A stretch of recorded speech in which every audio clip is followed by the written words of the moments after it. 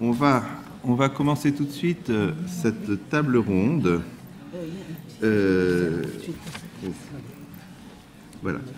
Sur les personnes en situation de handicap victimes de violences sexuelles.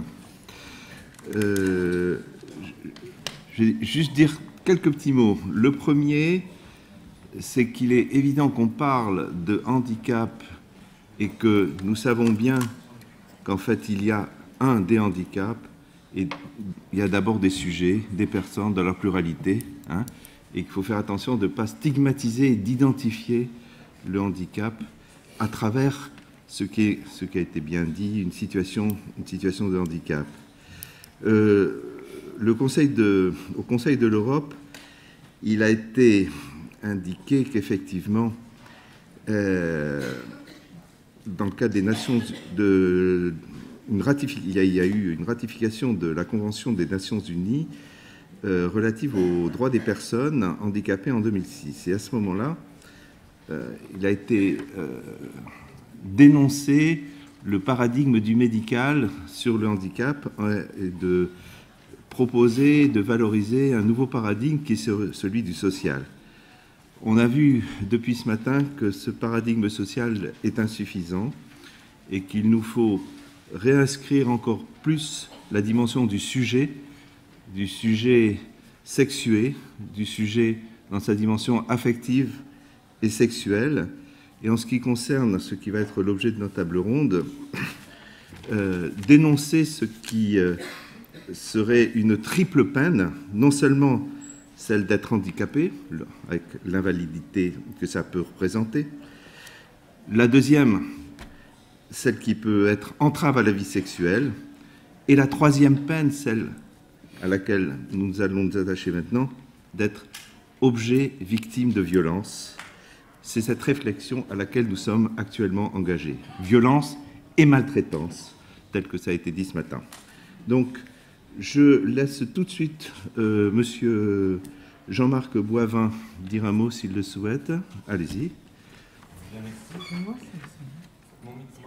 Oui. Alors, moi je l'entends, en tout cas, je le présente. Là, ça marche. Il représente Handicap International. Voilà. Bien, moi je vais sur mon petit commentaire surtout faire un plaidoyer plutôt qu'une approche plus vaste. Handicap International, nous sommes depuis 35 ans présents dans le monde, dans une soixantaine de pays, quelles que soient les situations, dans l'action humanitaire d'urgence, mais aussi dans le développement, en tentant d'améliorer les conditions de vie des personnes en situation de handicap et bien sûr la reconnaissance de leur dignité et de leurs droits. Pour ce faire, nous sommes confrontés, j'allais dire, à un constat à peu près universel, c'est qu'on parle de personnes qui sont souvent oubliées des plans d'action, oubliées des stratégies, qui sont même souvent plutôt volontairement négligées parce qu'elles posent des questions qui dérangent beaucoup. Donc en cela, on est, je pense, confronté à un premier constat qui est, quelle que soit la culture, quel que soit le milieu social, quel que soit le fait religieux, on se retrouve confronté aux mêmes discriminations et aux mêmes exclusions. On dit souvent, mais ça c'est une approche judéo-chrétienne, je ne sais pas. Partout dans le monde, je fais le même constat depuis maintenant plus de 35 ans. Et sur la question qui nous intéresse aujourd'hui, sur les violences faites aux personnes en situation de handicap dans le champ de violences sexuelles, tout ça a démarré chez nous dans nos programmes quand nous avons été confrontés à la réalité du sida. C'était maintenant il y a un peu plus de 20 ans, et nous avions des programmes donc, sur la Corne de l'Afrique et l'Afrique australe, où nous étions évidemment engagés pour venir en aide à des personnes qui se retrouvaient en situation de handicap à cause du développement de la maladie du sida. Et donc nous sommes intervenus auprès d'elles jusqu'à prendre conscience qu'on avait aussi une réalité, c'est que les personnes en situation de handicap n'avaient pas accès à la prévention ni à l'éducation à la sexualité, bien moins encore à l'accès aux soins, puisque vous le savez, c'est aussi une valeur universelle. Les personnes en situation de handicap sont universellement plus pauvres que la moyenne nationale. Donc quand vous êtes dans un pays très pauvre, les personnes qui sont en situation de handicap sont encore plus pauvres que les autres. Donc on a travaillé sur cette prise en compte et a commencé, et Pierre de Baudra va le dire après moi, à prendre la mesure du fait qu'on n'avait pas de données sur la réalité des faits, sur cette situation du VIH sur les personnes handicapées dans les pays africains. Puis aujourd'hui, même sur l'Asie, nous avons des grands programmes sur le Cambodge, essentiellement le Laos et d'autres pays asiatiques. Une chose est sûre, c'est qu'on a fait la corrélation entre ces taux de prévalence du VIH et les violences sexuelles. Puisque, ce n'est pas un scoop, mais une personne qui se retrouve à avoir une déficience sensorielle, cognitive ou motrice se retrouve déjà discriminée et particulièrement vulnérable. Si elle est jeune et si c'est un enfant, il est encore plus exposé à des risques de violences sexuelles. Et bien sûr, nous avons cette triple sanction d'être vulnérable parce que jeune, parce que en situation de handicap et parce que garçon ou fille, même si aujourd'hui, les études qu'on a pu avoir, et encore une fois, Pierre va en reparler, il y a très peu de données, mais sur les études qu'on a pu faire, entre autres sur des pays très engagés sur la lutte contre le VIH, entre autres au Sénégal, nous avons des études qui ont montré que les taux de prévalence du VIH chez les personnes en situation de handicap étaient 3 fois supérieurs à la moyenne des populations dites non handicapées. Et là-dessus, les violences sexuelles sont évidemment beaucoup plus fortes chez les filles. Elles sont certainement aussi réelles chez les garçons, mais encore plus cachées, puisqu'on touche à beaucoup de tabous. La difficulté qu'on a eue aussi, c'était de mettre en avant une chose, c'est qu'il fallait mettre en lien, c'est le rôle d'handicap, on est plutôt des assembleurs, on n'est pas là pour tout faire, Dieu merci. Et c'est de dire aux acteurs de la lutte contre le VIH, n'oubliez pas de parler aux organisations de personnes handicapées, et de dire à toutes les fédérations de personnes handicapées africaines, n'oubliez pas de parler de sexualité et de VIH. C'est comme ça que nous avons pu mettre en place ça. Un dernier point, et j'en terminerai là, sur mon plaidoyer.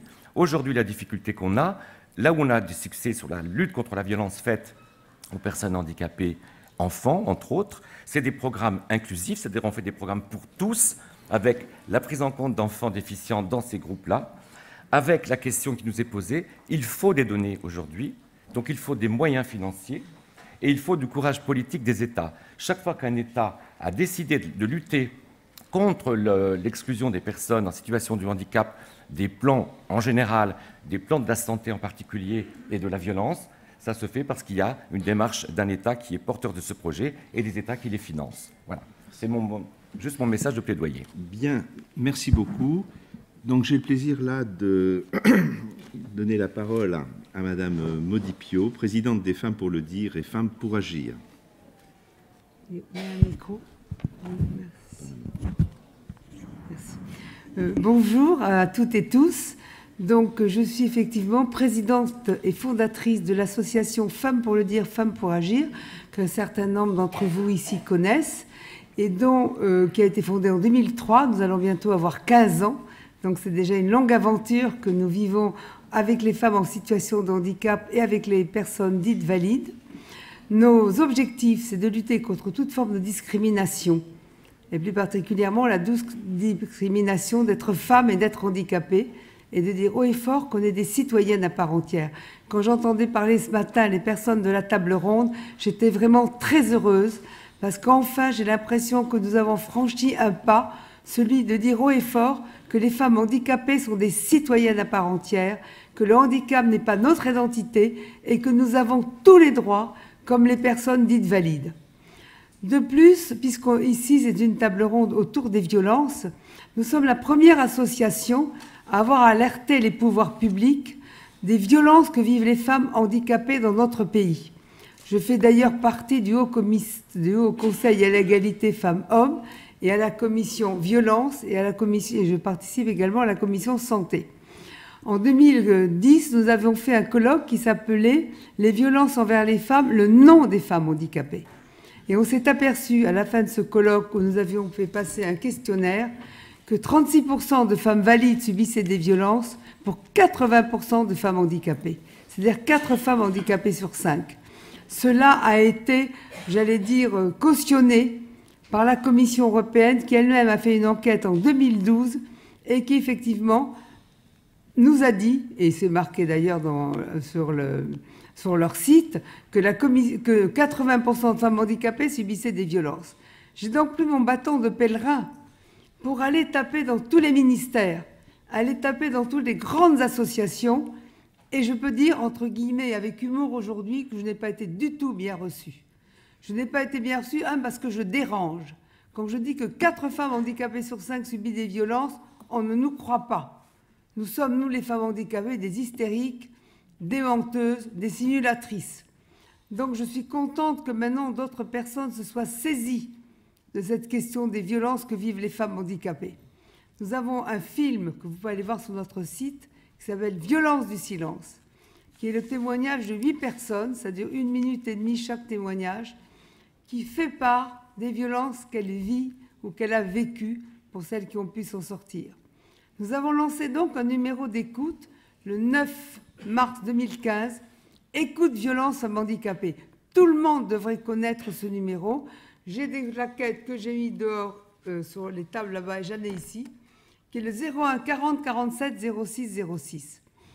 Nous avons une écoute tous les lundis et le jeudi matin parce que nous manquons d'écoutantes et comme le disait monsieur, nous manquons d'argent, nous manquons de financement. Nous sommes une petite association et nous finançons quasiment tout toutes seules.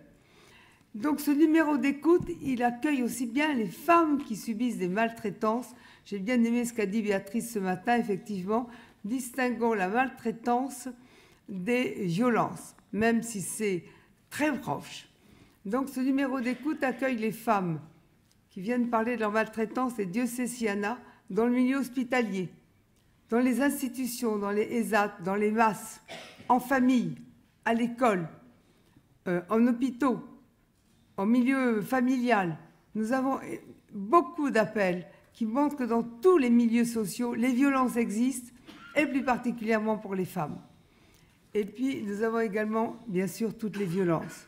Et ces violences, je ne vais pas les décrire ici aujourd'hui, j'aurai beaucoup d'exemples cliniques à vous donner, mais vraiment, il faut les entendre, se serrer les mains ou se pincer pour se dire ce qu'on me raconte, c'est vrai. Et c'est vrai. Les femmes ne sont pas des menteuses, les femmes qui subissent des violences ne sont pas non plus des simulatrices. Alors, pour tout ça, nous travaillons d'arrache-pied.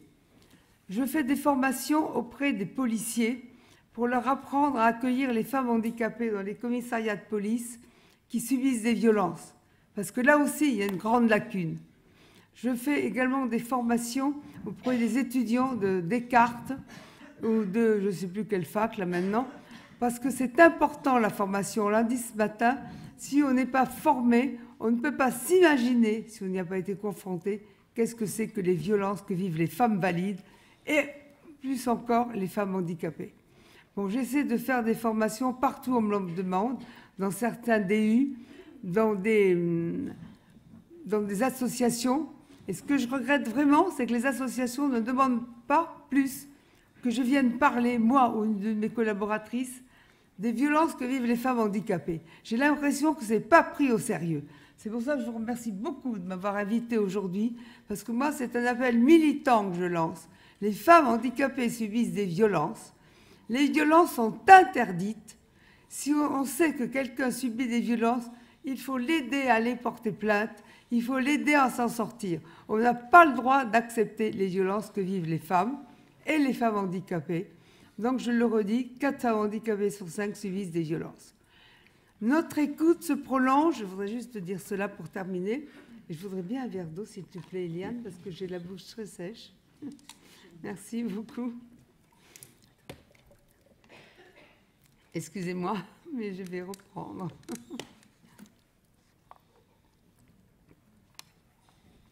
Comme je ne voulais pas qu'il y ait qu'une simple écoute, comme le 3919 qui fait un travail remarquable, avant de lancer notre numéro d'écoute, je suis allée voir tous les numéros existants, SOS Viol, le 3919, SOS Victime, enfin tout ce que vous connaissez et qui existe.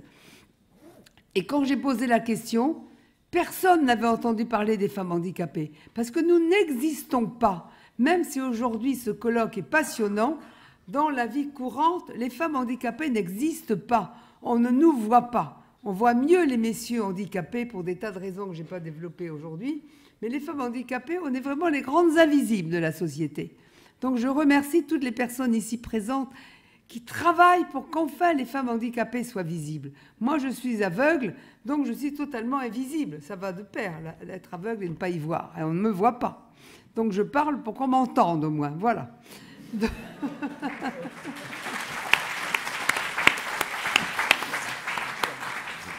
Alors la seule chose que je voudrais ajouter, c'est que notre écoute est suivie. Parce que je me suis dit, lorsque les femmes nous ont raconté leur souffrance, leur violence, eh bien après on raccroche, et qu'est-ce qu'elles vont devenir ces femmes?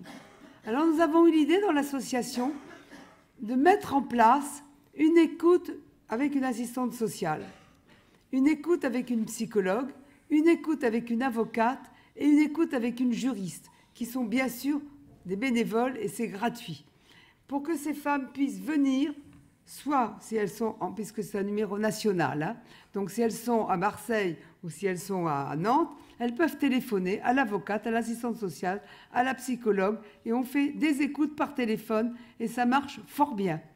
Et la dernière chose également, c'est que nous avons créé un atelier, échange et création, où les femmes qui ont subi des violences peuvent venir à cet atelier, lorsqu'elles sont sur la région parisienne, bien sûr, où elles rencontrent des adhérentes de l'association, des femmes dites valides, des femmes dites handicapées, et elles échangent, elles prennent un thé ensemble et elles mangent quelques petits gâteaux.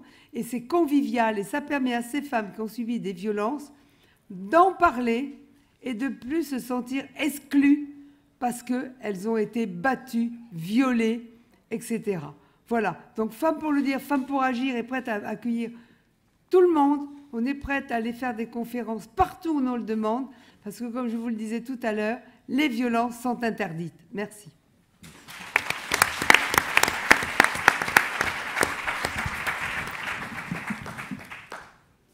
Merci beaucoup. C'est important de prendre le temps d'écouter des femmes de conviction comme vous. Merci. Donc, je passe la parole tout de suite à mon amie Madame Régine Selle, qui est professeure de psychopathologie à l'Université Nanterre-La Défense, sur le thème de la maltraitance entre enfants au sein d'un groupe dont l'un est porteur de handicap. Voilà. Autour de 15 minutes. Merci. 15 minutes. Oui. Non, mais on va faire avec. Hein. Sauf que je ne sais pas comment on met le PowerPoint.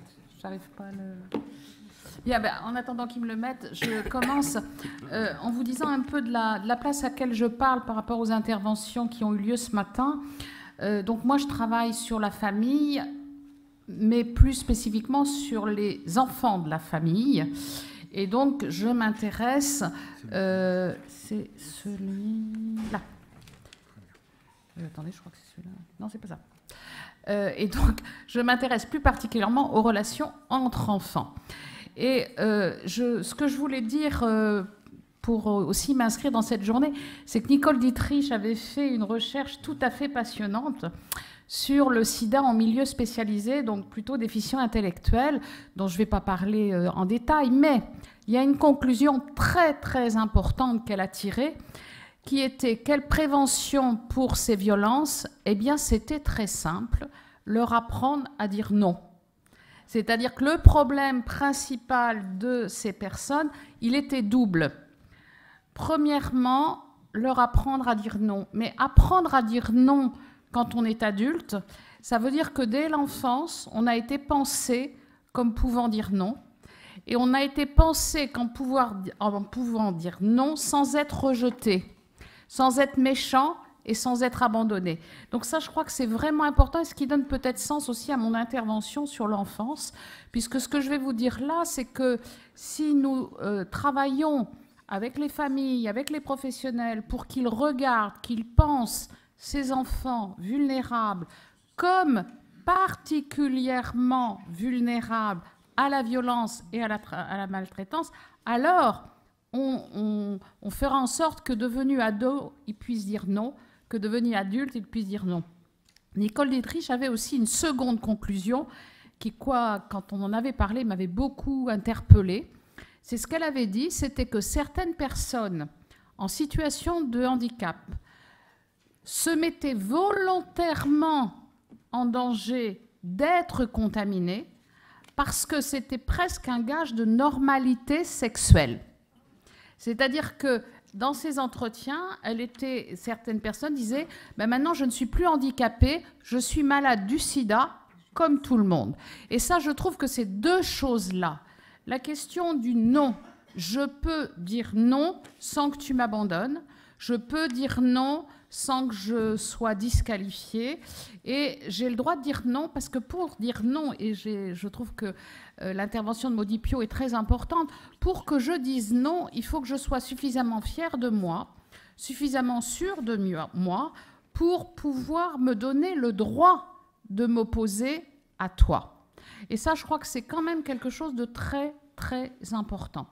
L'autre point important, et je suis ravie qu'on m'ait invité aujourd'hui, moi je travaille sur la fratrie depuis 15-20 ans, et beaucoup de mes travaux portaient sur les frères et sœurs parentifiés, sur les frères, enfin quelque chose de plutôt positif. Et puis j'ai travaillé pendant 4 ans avec l'association SOS Village d'enfants sur la violence intrafraternelle. Donc travaillant 4 ans avec des populations pour lesquelles je n'avais que à regarder ça, eh bien je me suis formée à repérer les signes de maltraitance entre enfants. Eh bien, ce travail que j'ai fait m'a amené à écouter autrement les frères et sœurs et à devenir beaucoup plus attentive pour les personnes en situation de handicap aux signes de maltraitance, non pas verticales, maman s'occupe pas de moi, mon oncle, mais horizontales, qui commencent au sein de la fratrie. Ce n'est pas vrai que tous les petits frères et sœurs sont gentils avec l'enfant handicapé. Ce n'est pas vrai. Si vous regardez les statistiques de l'aide sociale à l'enfance, il y a beaucoup plus d'enfants en situation de handicap pris en charge par l'aide sociale à l'enfance. Et parmi eux, il y en a un certain nombre qui sont des victimes privilégiées des frères et sœurs et pas seulement des parents. Donc voilà, je dirais que mon intervention s'inscrit dans quelque chose de longitudinal, c'est-à-dire que pour que tout ce qu'on a appris ce matin se passe le mieux, eh bien, il faut penser dès l'enfance à prendre soin de ce qu'il en est tu parlais du sujet sexué. Le sujet sexué, il commence quand on lui fait prendre son bain, quand on lui touche, quand on le regarde.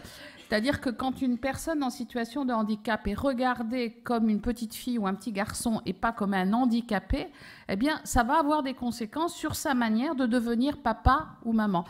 Je vais faire soutenir une thèse dans très peu de temps sur parentalité en situation de déficience intellectuelle à partir des parents, de ce que disent les parents. Et ce que disent les parents, c'est qu'ils ont le sentiment que depuis qu'ils sont petits, la seule chose qu'on pensait, c'était pourvu qu'elle ne devienne jamais maman. Pourvu.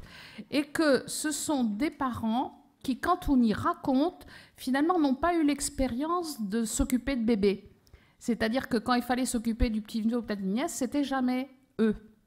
Donc, je crois que c'est quelque chose de très important que les personnes qui se préoccupent de parentalité à l'âge adulte travaillent avec des gens qui travaillent avec les enfants jeunes. Alors, la maltraitance entre enfants, puisque c'est ça que je voulais vous parler aujourd'hui, elle est particulièrement frappée de déni. Pourquoi ? Parce qu'on a tous une image, 2 images très fortes. Une première image très forte qui n'est pas spécifique au handicap, qui est « tous les enfants sont naturellement bons ». Ça n'est pas possible qu'un enfant soit méchant, et encore moins méchant avec un plus faible que lui. C'est impossible, c'est de l'irreprésentable. Deuxièmement, ce qui est totalement faux, je peux vous dire que mes travaux sur la fratrie le montrent, les enfants ne voient pas le handicap. Ils ne voient pas. C'est-à-dire ils sont tellement naturellement bons et naturellement ouverts à la diversité qu'ils ne voient pas le handicap. Alors, allez en observateur dans les cours de récréation des enfants en inclusion scolaire et vous verrez que les enfants voient le handicap, première chose, et que deuxième chose, ces enfants-là, handicapés, peuvent représenter pour les enfants des objets entre guillemets, faciles. Alors, on va expliquer pourquoi ces objets sont faciles, entre guillemets. L'enfant en situation de handicap, et je peux vous dire que ça, je peux en témoigner, va rarement, et ça rejoint ce que disait aussi Maudy Piot, va rarement se plaindre des maltraitances de ses petits copains. Pourquoi? Je peux vous dire que dans mes consultations, plus souvent qu'on ne peut l'imaginer, l'enfant me dit quelque chose comme plutôt être maltraité que de ne pas faire partie du groupe. Pourquoi est-ce qu'ils sont dans cette position? Parce qu'il y a d'abord nos représentations sociales, handicap, punition, faute, enfin quelque chose qui ne serait pas très bien. Donc déjà que j'embête tout le monde, je ne vais pas en plus aller me plaindre. La crainte des rétorsions, c'est très important. Le pacte de non-dit entre enfants est parfois beaucoup plus pesant que le pacte de non-dit vertical parent-enfant. Vous allez voir La guerre des boutons et vous comprendrez à quel point ce pacte de non-dit est ce qui permet à l'enfant une existence sociale comme enfant. Et puis la crainte d'être rejeté, c'est ce que j'ai dit. Alors, évidemment, chaque parent transmet à ses enfants ce que j'appelle les cartes psychiques de sa propre fraternité, c'est-à-dire de sa propre relation aux autres. Si ces adultes, alors quand je parle des adultes, c'est-à-dire les parents, mais c'est les instituteurs, c'est aussi la psychologue qui a mis 15 ans avant de travailler sur cette question, c'est-à-dire tous ceux qui portent ce regard, non pas dans l'idée qu'il peut y avoir des maltraitances ou des agressions, sachant quand même que les agressions, elles vont dans les deux sens. J'ai oublié de le dire. Avoir un petit frère ou une petite sœur autiste, par exemple, je prends cette pathologie-là, mais il n'y a pas que celle-là, c'est aussi être en possibilité d'être gravement maltraité. Dans mes consultations, je vois parfois des petites sœurs ou des petits frères qui ne vont plus à la piscine parce qu'ils sont bleus de coups et qu'il ne faut pas que ça se dise parce que voilà, c'est frappé de non-dit. Donc ça va dans les deux sens. Hein. Donc ça veut dire que c'est quand même l'adulte qui va poser le cadre, qu'est-ce qui est permis, qu'est-ce qui n'est pas permis entre enfants. Alors quand on est entre enfants, c'est hyper difficile parce que comment différencier deux gamins qui se battent et qu'il faut surtout laisser se battre parce qu'ils vont apprendre à se mesurer l'un à l'autre, parce que c'est une façon de se positionner. Enfin, c'est ce que j'appelle, moi, l'agressivité structurante. Et là, si vous en mêlez trop, ça va amener l'enfant à penser « je ne peux pas me défendre seul ». Et ça fait des enfants en inclusion scolaire, maltraités, sans aucune... Donc ça, c'est ce que j'appelle l'agressivité structurante, consubstantielle de la construction psychique du sujet. De l'agressivité destructrice. Et ça, c'est pas si simple que ça de différencier les deux. C'est ce qui fait que moi, même, je suis restée un peu aveugle un certain nombre d'années à cette maltraitance entre enfants. Alors, j'insiste beaucoup pour dire, et ça rejoint l'idée de la formation, pour dire qu'il faut que les professionnels soient bien formés à repérer ça. Et quand vous êtes formés à repérer ça, les parents vous en parlent. C'est-à-dire qu'il faut pouvoir connaître suffisamment cette question pour que quand vous en parliez aux parents, ils ne se sentent pas accusés d'être des mauvais parents, mais ils se sentent en possibilité, avec vous, de comprendre comment faire en sorte que cette agressivité ne soit pas destructrice. Hein, ça, c'est quelque chose de très, très important. Et effectivement, il faut différencier ce que j'appelle l'agressivité structurante, l'électivité, c'est-à-dire je peux détester mon frère, et c'est même bien que j'ai cette expérience, enfin, je ne vais pas détailler parce que j'ai qu'un quart d'heure, mais il faut que cette électivité, je peux ne pas t'aimer, mais ça ne veut pas dire que je vais te tuer ou que je vais te faire du mal, ce qui n'est pas la même chose. Mais je peux, c'est-à-dire que l'enfant handicapé doit pouvoir aussi vivre des situations où il est détesté de l'autre, par ses pairs. Hein, ça, c'est quelque chose de très, très important. Pour ce qui concerne la sexualité, c'est très important que l'enfant, dès qu'il est petit, soit pensé, regardé comme un garçon ou comme une fille. Simone Sauce, dans Le regard brisé, évoque un petit garçon qui, dans la salle d'attente, dit à une petite fille « T'es un garçon ou t'es une fille? Moi, je suis handicapée. » Donc, effectivement, cette question-là, elle est très, très centrale. Moi, j'ai beaucoup travaillé sur l'adolescence et on voit bien que pour les adolescents, je vous donne une scène que m'a racontée une adolescente. Elle s'était maquillée, hein, et quand elle est arrivée devant son père lui a dit « mais c'est pas carnaval ». Alors évidemment, ce regard « c'est pas carnaval », c'est pas du tout la même chose que le regard « tu es devenue femme ». Hein, donc c'est quelque chose... Alors, je dis ça parce que je dis qu'entre pairs, P-A-I-R, ces questions sont plus facilement abordables que verticalement. Parce que si le papa et la maman, voire l'éducatrice, ont dans la tête oh, « pourvu qu'ils soient jamais parents », pourvu qu'ils ne tombent pas amoureux. Entre pairs, ces questions-là ne se posent pas comme ça. Donc, la question des relations entre pairs peut permettre aussi à la personne de se penser femme, et donc, ou homme d'ailleurs, et donc de pouvoir aussi se penser comme vivant son identité sexuelle comme elle l'entend, hétéro ou homosexuel d'ailleurs. Alors, ce que je voudrais surtout, c'est ça. La difficulté qu'on a dans les maltraitances entre enfants, c'est que parfois, un enfant va attaquer un autre parce qu'il a envie de s'attaquer lui-même. C'est-à-dire que la différenciation au niveau de l'enfance, c'est ça qui fait que c'est compliqué. Au niveau de l'enfance, par exemple, un gamin qui s'est fait engueuler par la maîtresse peut très bien, dans la cour de récréation, filer un coup de pied à un enfant handicapé parce qu'il est en colère contre lui-même. C'est-à-dire que l'autre va servir de lieu de projection, mais de quelque chose qui lui appartient à lui. Donc vous voyez que d'un point de vue thérapeutique, puisque moi je suis psychologue, ça va être compliqué. C'est-à-dire que cet autre n'est que le lieu de projection de quelque chose qui m'appartient. Ça peut être aussi un déplacement. Par exemple, une petite sœur me dit, si j'arrache les cheveux de mon petit frère qui était déficient visuel, toute la famille s'inquiète. Donc ça provoque quelque chose qui fait que j'intéresse les gens.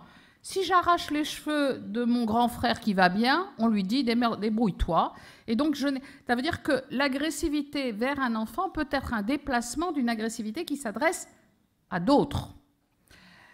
Et puis on peut aussi attaquer l'autre par loyauté. C'est-à-dire que, par exemple, ça c'est très fréquent dans les cours de récréation. Si le petit qui a un handicap est maltraité par le chef de la troupe, et il y a des chefs de troupe dans les cours de récréation, eh bien, moi, je ne peux pas le protéger, c'est pas possible, parce que si je le protège, je suis exclue du groupe.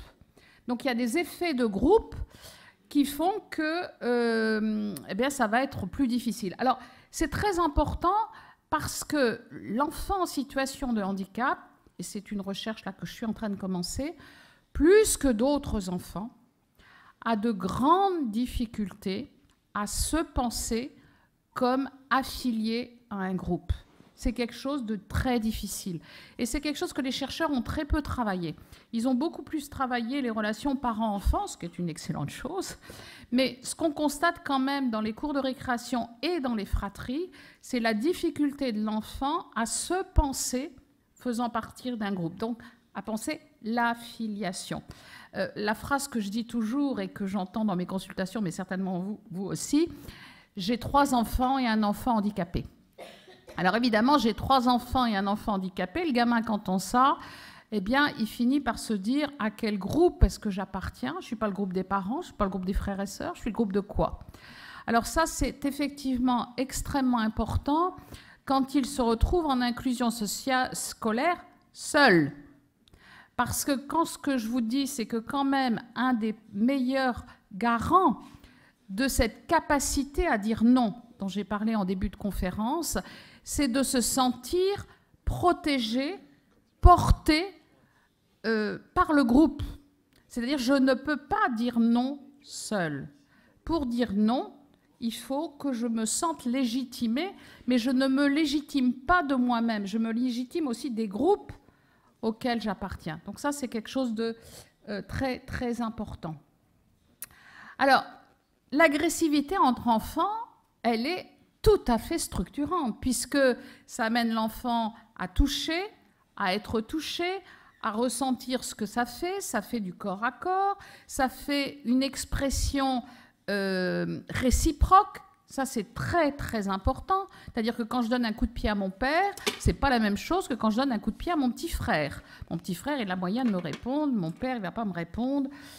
Donc ça donne une expression socialisée de l'agressivité qui permet d'éviter les passages à l'acte. Et donc ça s'apprend entre enfants. Alors, évidemment, chez les enfants, on va avoir la difficulté d'apprendre aux enfants à gérer. Alors, j'ai bien aimé ce matin quand on a différencié la maltraitance et la violence et l'agressivité. Après, dans la clinique, c'est pas si facile de différencier les deux. Parce que le pire qui puisse arriver à quelqu'un, qu'il soit handicapé ou pas handicapé, c'est que cette agressivité ne soit pas suffisamment, ce que j'appelle apprivoisée, et que je l'inhibe totalement. C'est-à-dire, je ne peux exprimer aucune agressivité, je ne peux m'opposer à rien, parce que je n'ai pas l'expérience de cette agressivité, et je suis mort de trouille que si je l'exprime, ce soit absolument terrible. C'est-à-dire que l'agressivité, il faut l'exercer pour apprendre à la gérer autrement. On voit que les enfants vont passer du geste à la parole, à la mentalisation. C'est-à-dire, je te donne un coup de pied, je te dis que je vais te donner un coup de pied, et je m'en vais en disant, il est trop...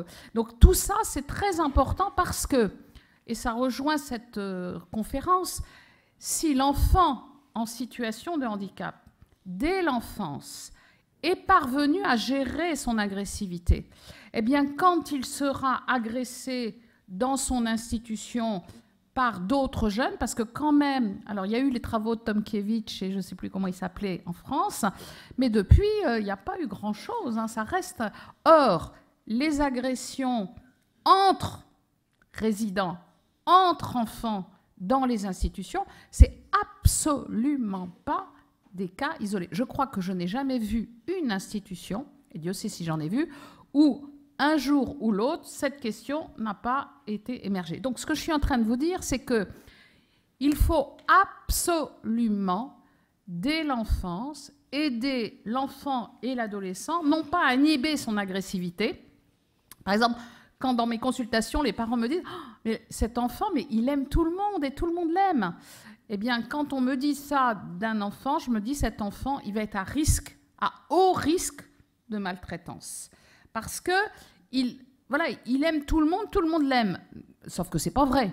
Il y a des enfants handicapés qui sont des vrais monstres. Enfin, puis voilà, c'est complètement normal. Simplement, il faut qu'il apprenne à gérer ça, et il faut qu'il apprenne à pouvoir dire à quelqu'un « Tu m'embêtes, je ne t'aime pas ». Je veux un autre éducateur, parce que c'est le début du non, je ne veux pas non plus que tu m'agresses sexuellement, pour reprendre. Il me reste combien de temps? C'est fini? C'est fini. Ah. Alors, on va vite aller sur qu'est-ce qu'on fait. La première chose hyper importante, très très importante, doter les enfants et les adolescents de moyens de communication. C'est hyper important. On a fait beaucoup de progrès en France ces derniers temps, on a encore à en faire. C'est très important de les doter. Alors quand je dis de moyens de communication, certains ne peuvent pas parler, mais ce n'est pas parce qu'on ne parle pas qu'on ne peut pas communiquer sur ce qu'on vit. Donc c'est vraiment important. Et l'autre point qui me semble très important, difficulté d'identification de son vécu, y compris pour les autres enfants. Moi, je crois que... Moi, souvent, je dis aux enfants que je rencontre dans mes consultations, tu sais, moi, j'ai jamais eu à me déplacer en fauteuil roulant. Je ne connais pas ça. Donc, j'ai besoin que tu me dises ce que tu vis si tu veux que je t'aide. C'est-à-dire que ce que eux vivent, il n'y a qu'eux qui peuvent nous le dire. Et donc, doter dès l'enfance, l'enfant, l'adolescent, évidemment l'adulte après, de moyens de se dire, et donc de nous dire. L'enfant handicapé, pourquoi il est maltraité? Je l'ai déjà dit, il ne répond pas. Et s'il répond, il sera plutôt entendu par les adultes que par les petits-enfants et les frères et sœurs. Il y a un vrai travail à faire à l'école sur ces questions-là. Beaucoup d'enfants en situation de handicap sont maltraités, et je m'arrête. Et je termine juste là-dessus, sur quelque chose que j'ai appris aussi à l'aide sociale à l'enfance. Quand on a de la maltraitance entre enfants, il faut prendre soin du maltraité et du maltraitant. Ça, c'est vraiment une règle d'or. Ça veut dire qu'il faut que notre attention soit portée sur les deux, parce que la maltraitance entre enfants, c'est tout le temps, un signe de souffrance psychique à prendre en compte. Je vous remercie.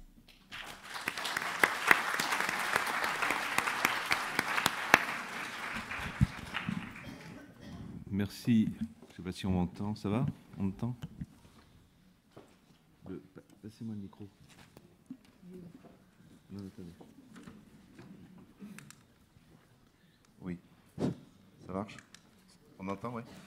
Oui, donc merci beaucoup Régine, parce que vraiment, avec des exemples très clairs, très précis, qui semblent très simples, tu diffuses des éléments tout à fait essentiels et tu annonces, entre autres, sans doute nos prochaines journées sur les dimensions de la pédagogie, de l'éducation et tout ce travail de proximité avec les parents, avec les soignants, avec les personnes environnantes. Et ça, c'est extrêmement précieux.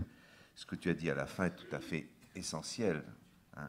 Pensez à aussi écouter le maltraitant. Alors, merci. Donc là, je donne la parole à monsieur Pierre de Baudras, qui est épidémiologiste, chargé de recherche au CEPED, et qui va nous parler des personnes en situation de handicap victimes de violences sexuelles dans les pays du Sud, ce qui va donner aussi une dimension un peu plus extra-hexagonale de cette question. Donc, même chose, si possible, un peu moins d'un quart d'heure, plus que plus. On frustre les hommes, alors. Voilà, on m'invite à frustrer les hommes. Ok, merci beaucoup. Bonjour à tous. Alors, très rapidement, présentation un peu plus d'un quart d'heure, mais je vais essayer de passer assez vite sur certains aspects, peut-être. Juste la perspective de laquelle je parle, en fait, merci pour cette introduction de Jean-Marc, puis la vôtre. Donc moi, je suis chercheur en épidémiologie et en santé publique dans un institut public qui est l'IRD, l'Institut de recherche pour le développement, dont la mission est vraiment de travailler dans les pays du Sud. Voilà, donc mon activité porte sur la santé sexuelle et reproductive de populations vulnérables, avec ce focus des pays du Sud. Et j'ai travaillé beaucoup en partenariat en particulier avec Handicap International sur la question du VIH et en particulier chez les personnes handicapées.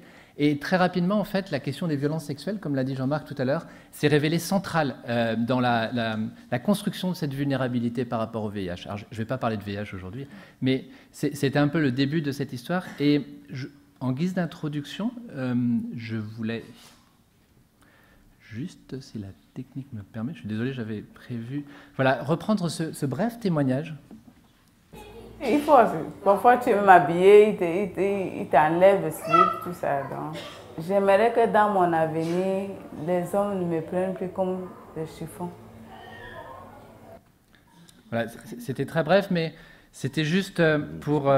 voilà, c'est un des témoignages qu'on a recueillis au cours d'une étude qui a été conduite au Cameroun. On a aussi travaillé au Burkina Faso et actuellement au Burundi. Et je trouve qu'il est assez illustratif de toute problématique très violente et qui nous ont beaucoup fait réfléchir sur la problématique des violences sexuelles. Alors, je vais essayer d'ouvrir correctement mon PowerPoint. Voilà.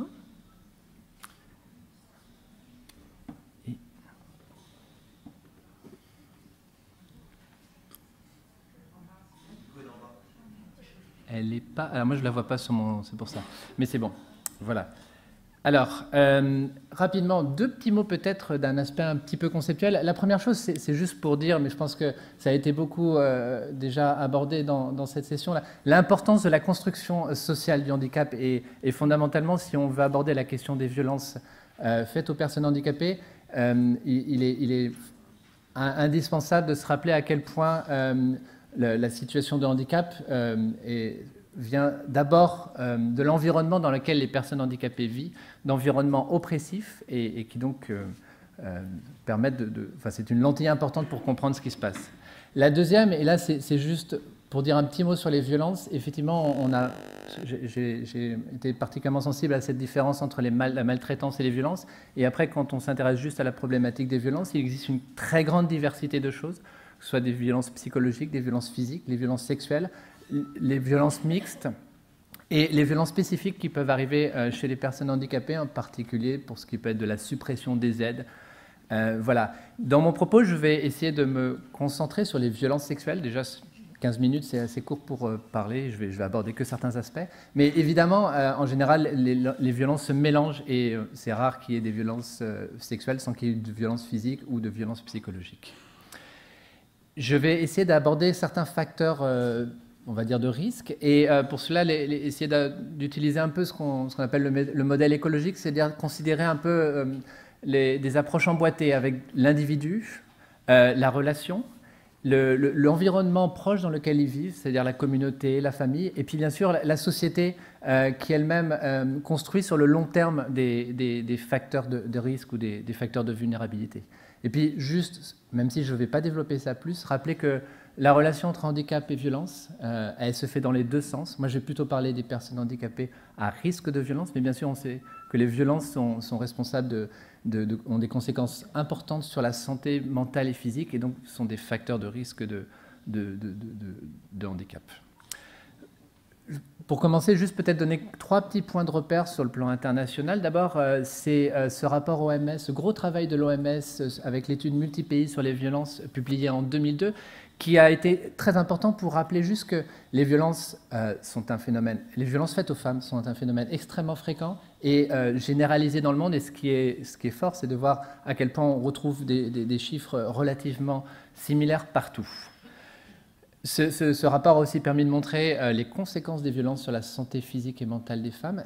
Peut-être ce qui était dommage, c'est qu'il n'aborde pas la question spécifique des personnes handicapées.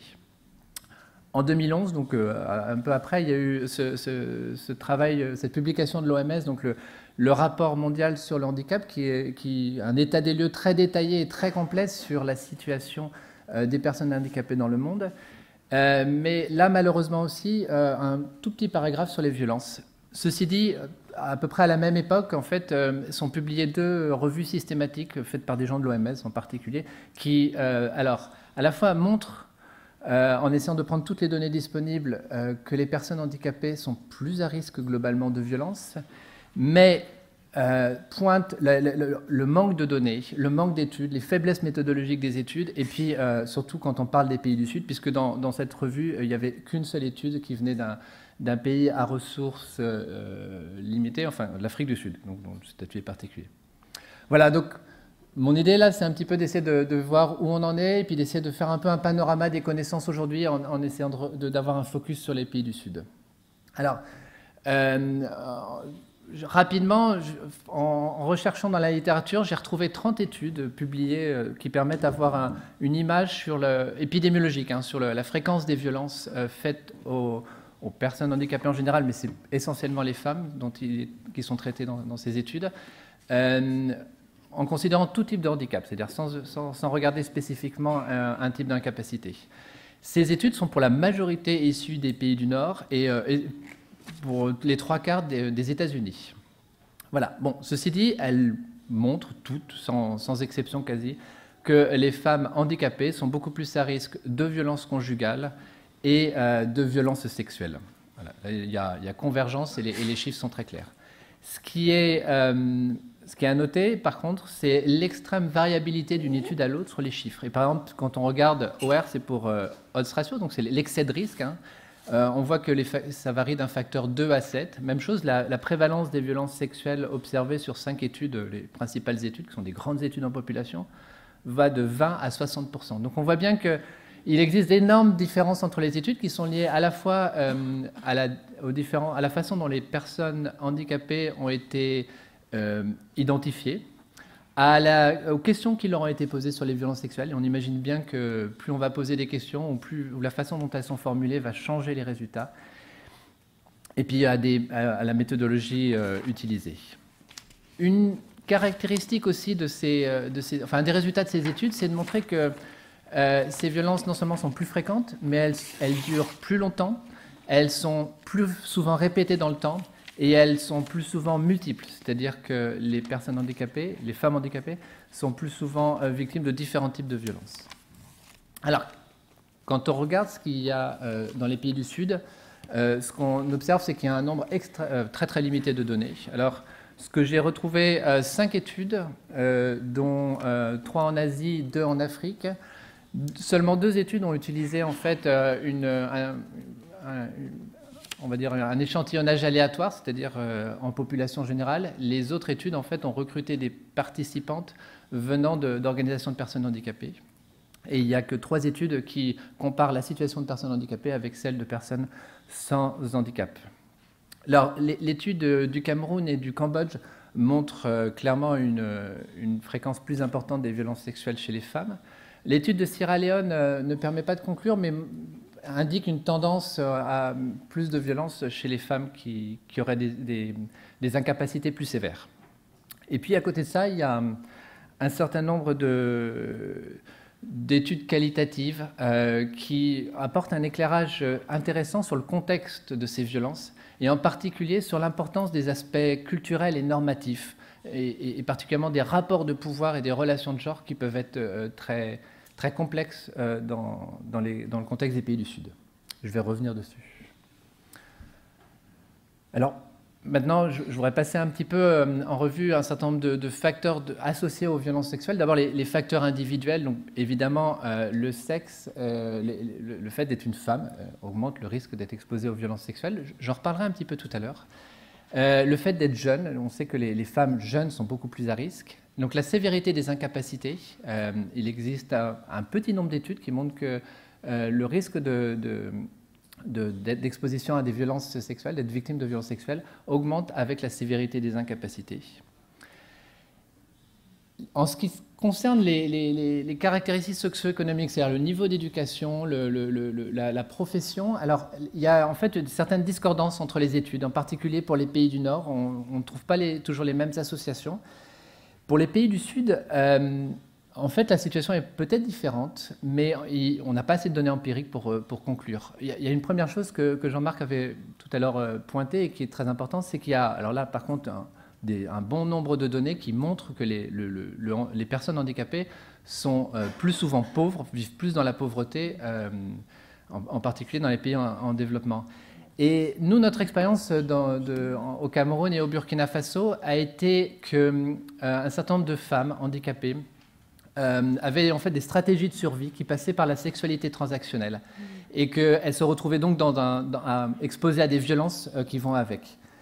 Et dans l'étude Handivi, donc une étude qu'on a conduite ensemble au Cameroun, on a trouvé une association entre le fait d'avoir eu un handicap assez précocement, donc les personnes qui déclaraient qu'ils avaient un handicap depuis l'enfance, le fait d'avoir déclaré avoir eu des relations sexuelles contre de l'argent et le fait de rapporter des violences sexuelles. Mais voilà, ces analyses sont un peu limitées par la puissance et il faudrait vraiment réussir à les confirmer sur d'autres études ou avec plus de données.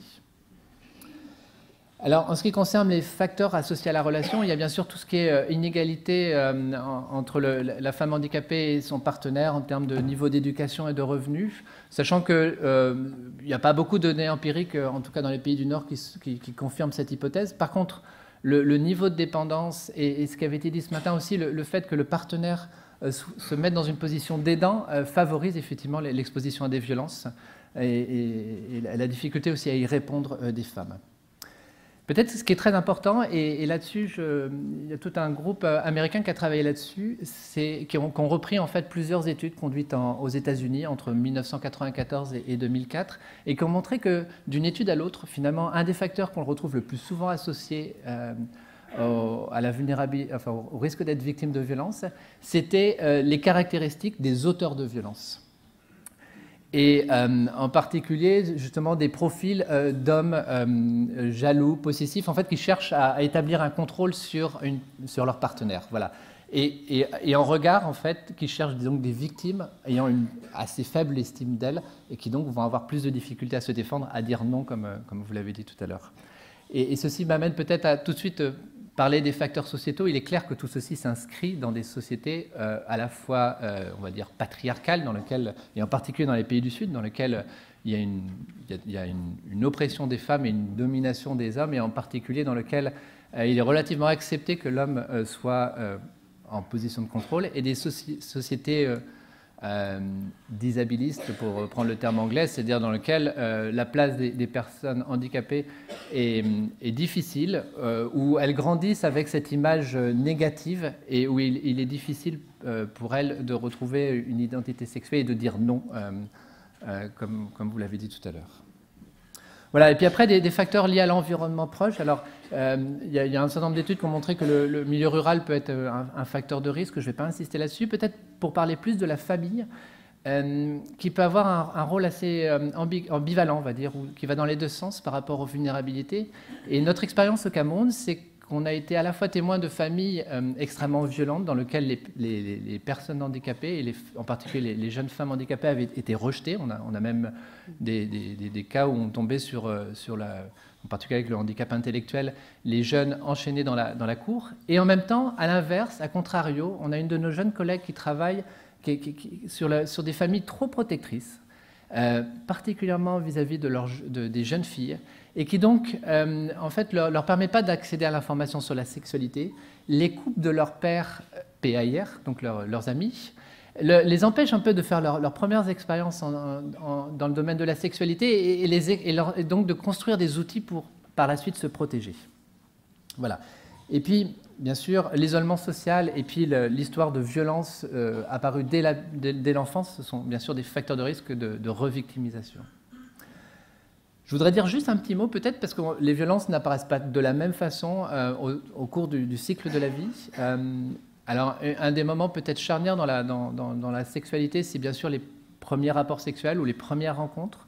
C'est aussi un moment de grande vulnérabilité. Et il existe un petit nombre d'études, mais malheureusement, elles sont toutes au nord, et je n'ai pas connaissance d'études au sud. On a une thésarde qui travaille sur cette question-là actuellement, et je pense que c'est très intéressant, sur le fait que les jeunes femmes handicapées sont beaucoup plus à risque d'avoir un premier rapport sexuel ou une première rencontre marquée par la violence, que ce soit la violence physique ou les violences sexuelles. On sait aussi que les grossesses sont des moments de risque de violence pour les femmes.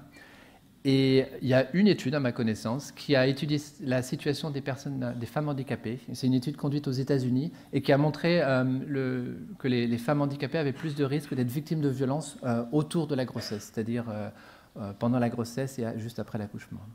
Voilà, et puis, juste pour mentionner qu'il y a aussi le problème du vieillissement et alors, bien sûr, des violences, et là-dessus, il y a des choses qui sont écrites, mais les violences sexuelles chez les personnes vieillissantes et en situation de dépendance est probablement quelque chose sur lequel auquel on ne s'est pas encore intéressé, mais il y a un certain nombre de données qui font penser que ce n'est pas si rare. Voilà, je voudrais juste finir en essayant de regarder un petit peu donc, tout ce que j'ai dit, comment ça peut se modérer ou être un peu différent ou changer, enfin bref, en fonction du type d'incapacité. Alors, ou peut-être être mis un peu plus en lumière sur certains aspects.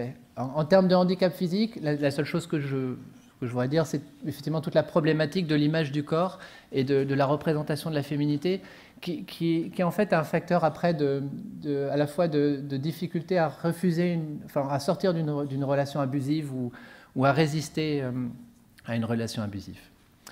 Un petit mot sur le handicap intellectuel, juste pour dire qu'il y a pas mal de données qui suggèrent que les personnes avec un handicap intellectuel sont particulièrement à risque de violences sexuelles.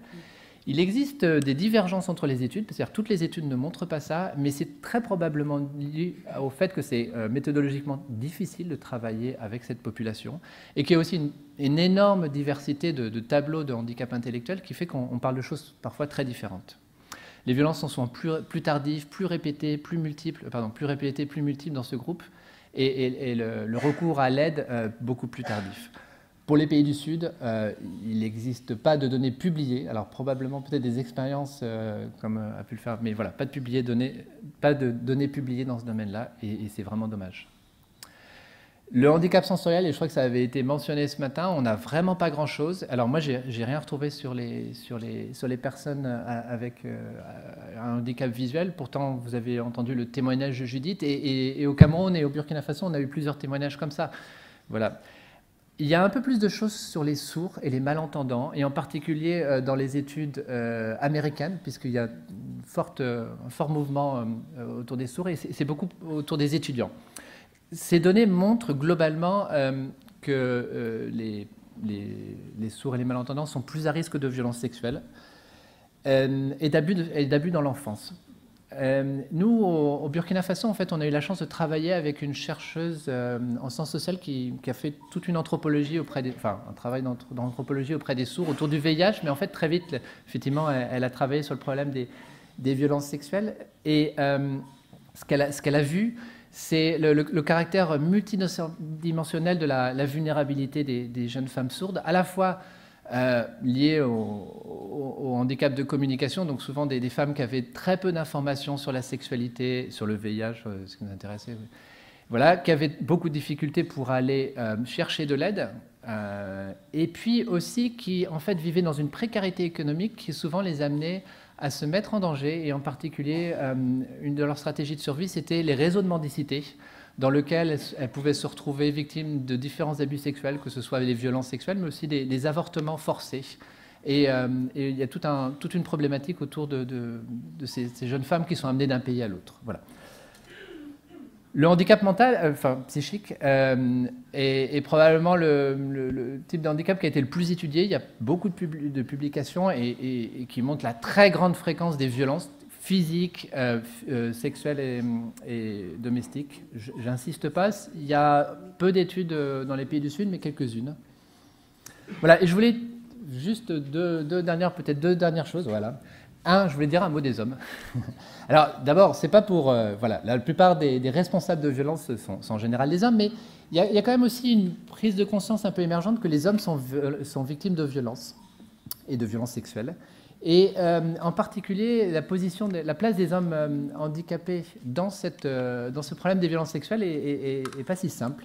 Et là, il y a 2 études, en tout cas, qui ont été récemment publiées aux États-Unis, qui ont montré que les hommes handicapés étaient plus à risque de violences sexuelles que les hommes non handicapés. Et en fait, dans ces études, Monica Metra fait un peu une sorte de gradient, montrant qu'effectivement, les femmes handicapées étaient les plus à risque, mais que les hommes handicapés gagnaient à peu près un niveau de risque similaire à celui des femmes non handicapées. C'est pas pour faire un scoring, mais c'est juste pour peut-être essayer de mettre un peu de lumière sur quelque chose qu'on laisse de côté. Il y a quelques données aussi chez les sourds, chez les hommes sourds, qui suggèrent qu'ils sont particulièrement à risque. Et une des difficultés qui est souvent liée à la problématique des hommes, c'est le fait qu'on en parle moins et qu'eux-mêmes vont beaucoup moins chercher de l'aide dans leur entourage. Voilà, donc le dernier aspect que je voulais éclairer, c'est très rapide, c'est la problématique des femmes dont le handicap est secondaire à la maternité. Et je pense à partir... Alors ça, c'est vraiment une problématique qui est très liée au pays du Sud. Hein.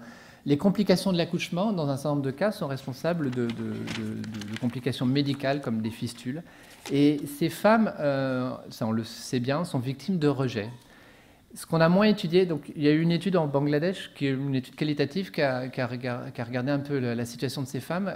Elles sont victimes de violences psychologiques, mais aussi de violences sexuelles. Et là, tout récemment, c'est pas encore sorti, mais il y a eu une étude poolée de ce qu'on appelle les EDS, les enquêtes démographiques santé, qui récoltent des données épidémiologiques et qui montrent que effectivement les violences sexuelles sont beaucoup plus fréquentes chez ces femmes, donc qui cumulent un rejet, un grand isolement social, une grande souffrance psychologique et donc d'autres formes de violence. Voilà. Donc ma conclusion, c'est juste pour dire, il y a beaucoup plus de données, ça c'est sûr, mais elles sont vraiment, vraiment beaucoup sur les pays du Nord et il y a d'énormes gaps pour la situation des pays du Sud.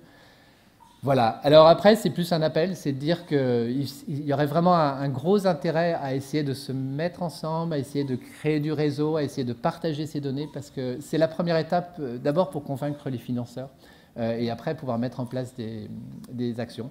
Deuxièmement, pour mieux comprendre la situation et adapter les interventions. Voilà, merci.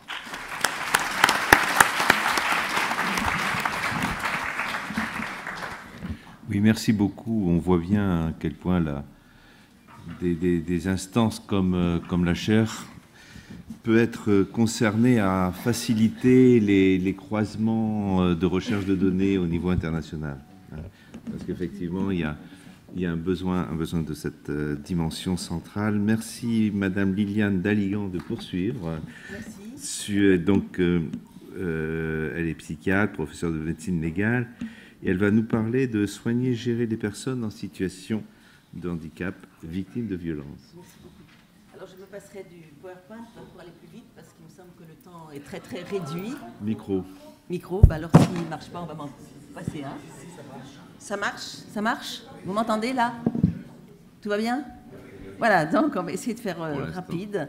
Je voudrais rebondir sur ce qui vient de vous être dit à propos des handicaps.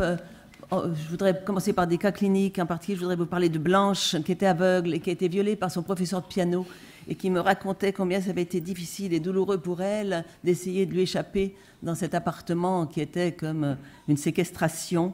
Et j'ai dû la suivre pendant plusieurs mois. Je voudrais parler de Claire, 25 ans, qui est sourde, et qui a été violée sur un trottoir devant l'hôpital du Vinatier à Lyon, au petit matin, et qui disait combien, en langage des signes, puisque j'avais une interprète en langage des signes, je n'ai pas cette compétence, combien ça avait été difficile pour elle de ne pas pouvoir parler à son violeur, et elle n'avait même pas pu crier, mais vous me direz que, bien sûr, la plupart des femmes victimes de viol ne peuvent ni crier ni parler, mais pour elle, ça avait été vraiment encore plus handicapant que de ne pas avoir cette possibilité. Et puis, je voudrais revenir sur ce qui a été dit sur les hommes, puisque dans un foyer où étaient hébergés des hommes adultes, qui avaient bien 40 à 50 ans, un éducateur les agressait sexuellement depuis des mois et il ne disait rien puisqu'il n'avait même pas accès à la parole, il n'avait pas accès au langage. Et c'est l'éducateur lui-même qui est allé se livrer dans un service d'urgence d'un hôpital psychiatrique pour se dénoncer et en quelque sorte aussi se protéger. Et c'est l'hôpital qui a prévenu le procureur.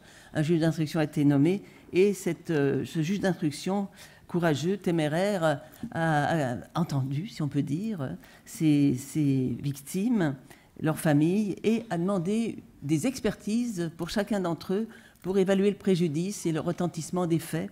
Et j'ai pu essayer d'entrer en relation avec eux et avec leurs familles, et tous avaient eu des troubles du comportement pendant toute la durée des faits et après la révélation.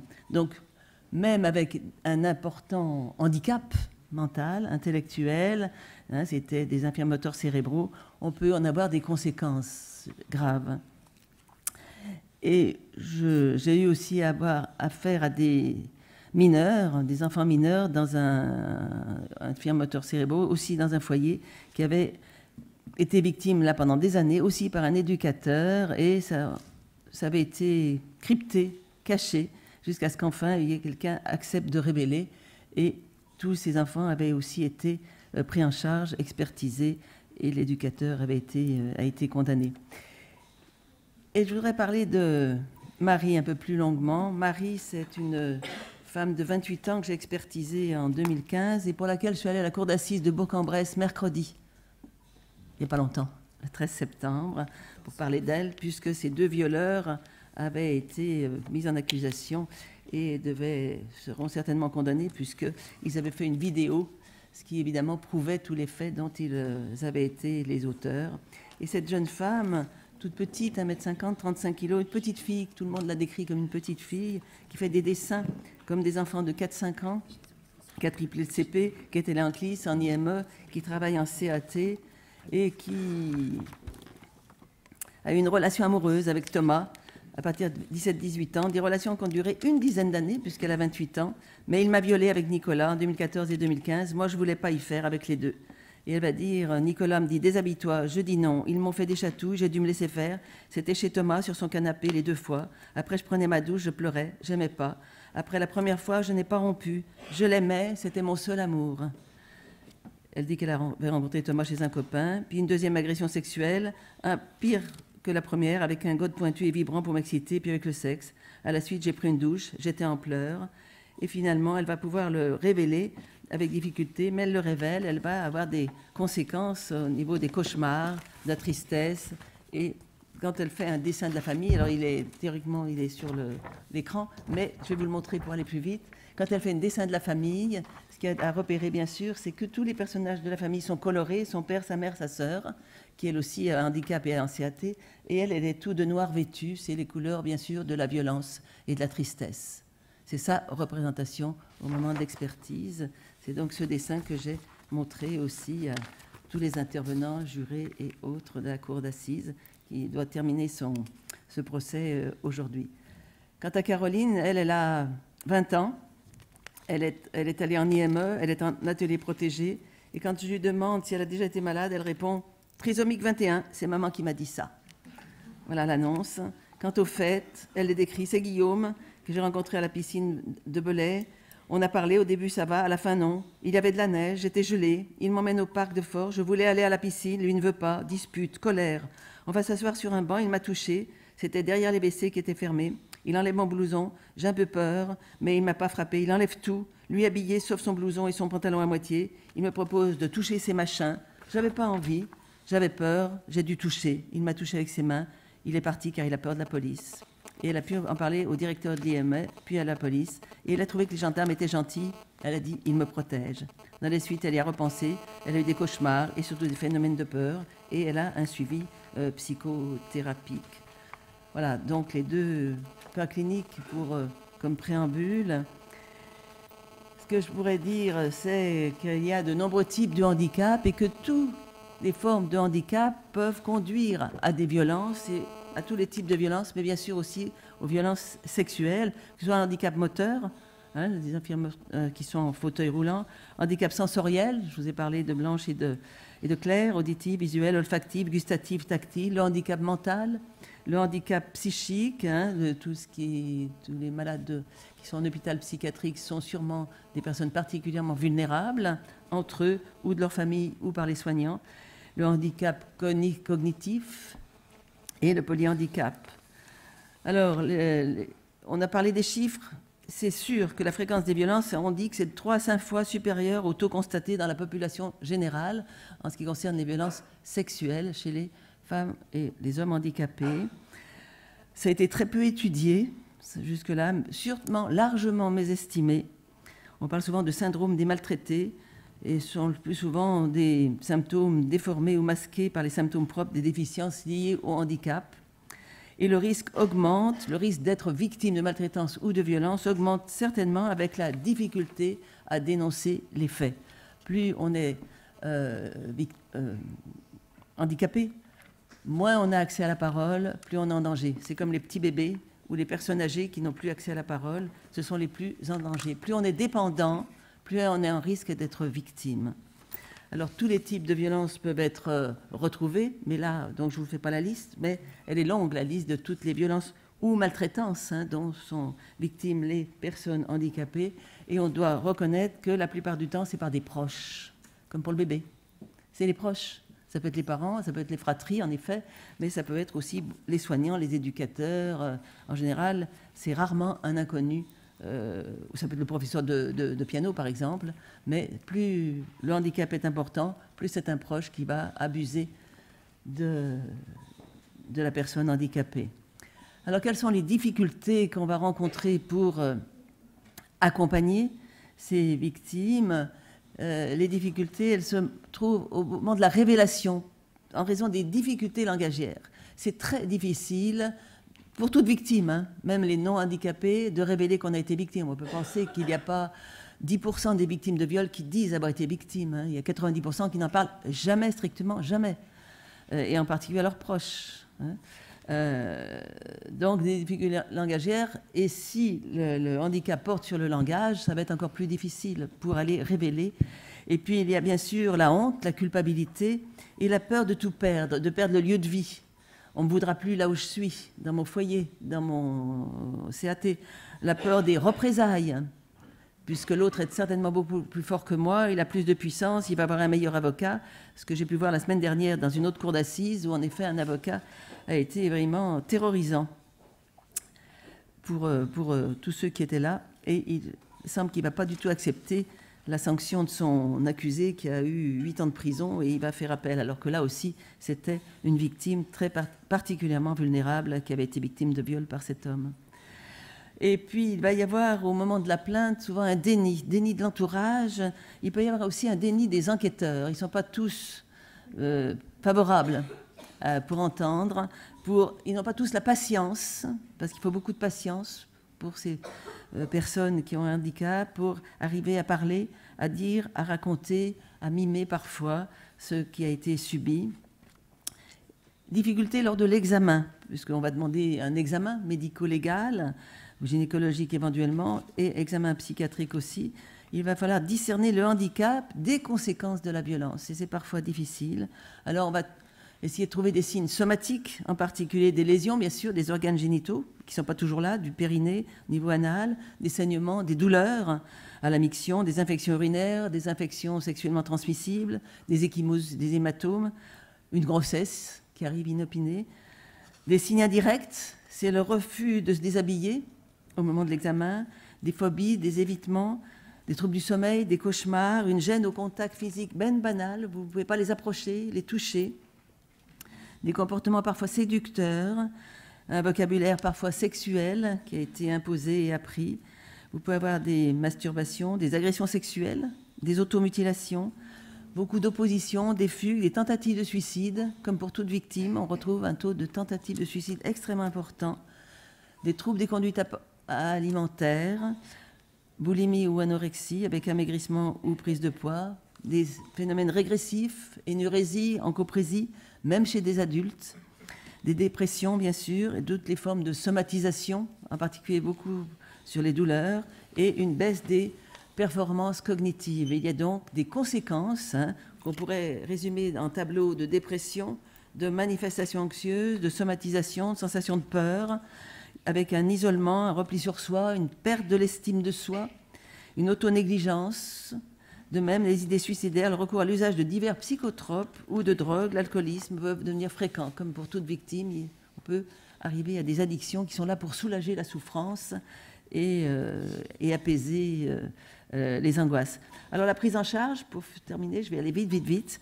Il faut bien sûr une prise en charge judiciaire avec ces demandes d'expertise pour évaluer le handicap et des expertises pour évaluer les conséquences des violences. Et la question qui m'est pratiquement toujours posée, à laquelle je dois répondre, c'est est-ce que cette victime présentait une vulnérabilité, puisqu'on sait que c'est une circonstance aggravante que de violer une personne vulnérable. Donc j'avais dit, par exemple, que là, pour Caroline, elle présentait au moment des faits dénoncés actuellement une vulnérabilité apparente au niveau des traits du visage et du langage. Et du fait de cette vulnérabilité, elle paraît impressionnable et en difficulté pour s'opposer à une emprise. On peut parler là de vulnérabilité. Ça va compter au moment, bien sûr, de la mise en examen et du procès, puisque c'est une circonstance aggravante. Au lieu d'avoir 15 ans de prison, on peut risquer 20 ans de prison si donc il y a cette circonstance aggravante. Alors, ces expertises sont parfois, bien sûr, difficiles, mais il va falloir quand même les accepter, essayer de les réaliser avec beaucoup de déontologie, d'éthique et dans le respect des personnes qui ont beaucoup de difficultés à dire et à redire ou à être à nouveau confrontées à ce qui a été vécu.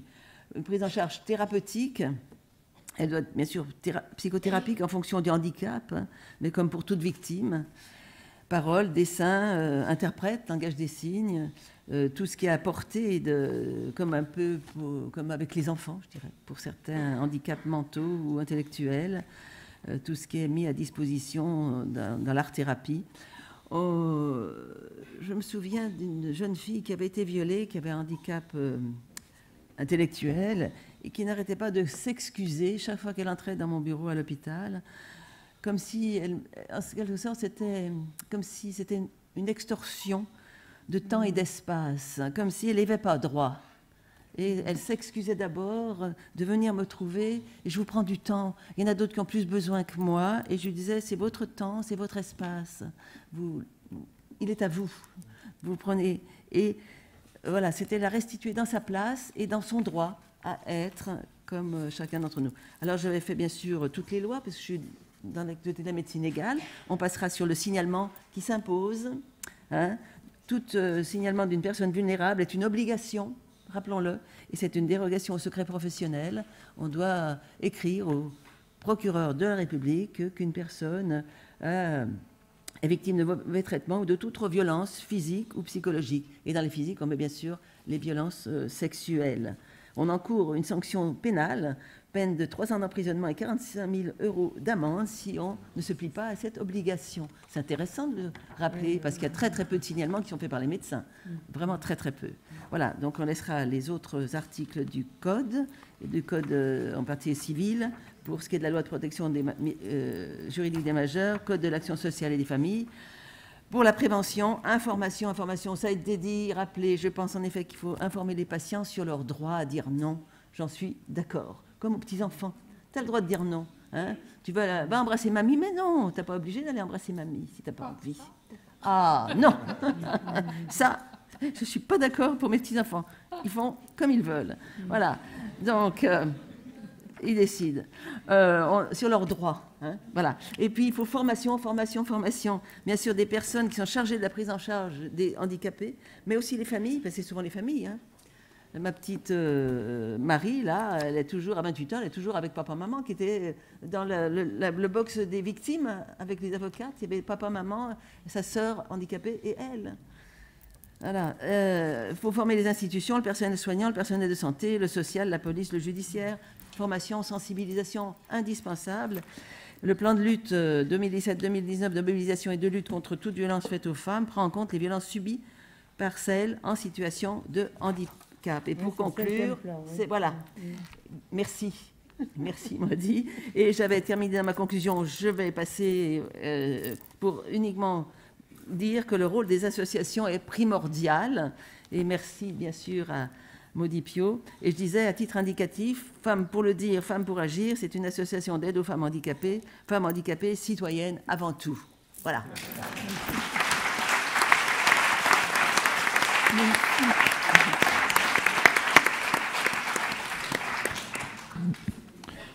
Merci beaucoup, Liliane Daligan. Oui, donc vous avez présenté un panorama essentiel à la fois des conséquences de ces abus, de ces contextes dans lesquels se construit cette violence. Je voudrais juste insister, parce qu'on n'en a pas parlé, enfin on en a parlé, mais c'est en filigrane, et je vois que dans le programme, c'est peut-être pas sûr qu'on en parle plus. Beaucoup de personnes présentant des situations de handicap se retrouvent concernées par des institutions. Et la dimension de la violence institutionnelle est une dimension qui me semble à prendre en considération de façon centrale, dans la mesure où parmi effectivement les premières victimes des violences institutionnelles, il y a la violence faite à des personnes présentant des handicaps. Et la caractéristique des violences institutionnelles, c'est d'être des organisations violentes, c'est-à-dire structurées par la loi du silence. Alors imaginez lorsque la personne est handicapée et lorsqu'elle, comme ça a été très bien dit, elle a des difficultés à positionner son affiliation, la possibilité de se défendre ensemble. Donc c'est une dimension à prendre en considération parce que il y a des tas d'institutions, il y a des tas de foyers, il y a des tas de structures et qui supposent aussi d'être accompagnés parce que les professionnels se retrouvent en situation aussi difficile et s'occuper, entre autres, de personnes qui présentent des handicaps, c'est aussi difficile pour des professionnels et ça suppose des accompagnements par d'autres professionnels, la possibilité de pouvoir en parler, de ne pas s'isoler. Et ça doit être reconnu et supporté par les institutions, les pouvoirs publics en général. Voilà, au maximum 2 interventions pour pouvoir laisser le temps à cet après-midi. Allez, un mot. Allez. Je voudrais remercier les intervenants parce qu'au fond, tout ce qui a été dit, ça regroupe effectivement ce que vivent les femmes handicapées. Alors nous, nos statistiques en France sont un petit peu différentes, même si elles sont aléatoires du manque de financement. Ce sont les personnes handicapées psychiques, ça rejoint, qui sont le plus lourdement agressées, qui subissent des violences. Et après, dans notre association, donc ça reste quelque chose qui n'est pas général, ce sont les personnes handicapées sensorielles. Ce sont les personnes aveugles et les personnes sourdes. Et viennent en 3e position les personnes handicapées motrices. Alors je voulais dire ça, mais ce sont que des statistiques aléatoires. L'autre chose que je voulais dire, puisque vous parliez de ce qui se passe au niveau institutionnel, nous, on a une jeune fille de 37 ans qui a été violée par son gynécologue, et je vous assure qu'on se bat comme des lionnes ou des lions, parce que les hommes sont accueillis dans notre association également, pour que le procès aboutisse. C'est impossible. L'ordre des médecins s'en est mêlé, et donc cette jeune fille, maintenant, elle fait un délire paranoïaque parce que c'est trop dur, et je vous assure que lorsque quelqu'un est agressé en institution, tu dois le savoir aussi bien que moi, Liliane, on ne s'en sort pas. Donc il faut qu'on se serre les coudes et que les médecins présents ici, lorsqu'ils ont leur collègue qui fait un passage à l'acte pour une raison X ou Y, soutiennent la victime et ne soutiennent pas leur père, parce qu'autrement, on ne s'en sortira pas. Voilà. Merci. Merci. Mais bon, là, on va donner la parole à une seule personne. Là, tu voulais absolument parler? Non, je voulais dire que dans les institutions, ce qui est le plus problématique, c'est quand c'est des violences sexuelles entre résidents. Oui. Qui est autre chose. Voilà. D'accord. Parce que souvent, elles sont banalisées. C'est vrai. Entre. Oui. Donc, merci. On va interrompre là pour cette matinée et on vous retrouve tout à l'heure. À très bientôt.